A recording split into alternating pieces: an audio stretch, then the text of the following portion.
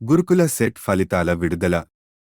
సాంఘిక సంక్షేమ గురుకుల విద్యాలయాల సంస్థ ఆధ్వర్యంలో గురుకులాల్లో 5వ తరగతిలో ప్రవేశాల కోసం ఫిబ్రవరి 23న నిర్వహించినటువంటి టీజీ సెట్ ప్రవేశ పరీక్ష ఫలితాలు విడుదలయ్యాయి.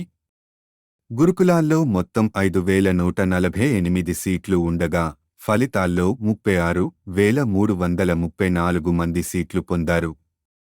వివిధ కేటగిరీలకు చెందిన 130 సీట్లకు గాను త్వరలోనే ఫలితాలు విడుదల చేస్తామని అధికారులు ప్రకటించారు.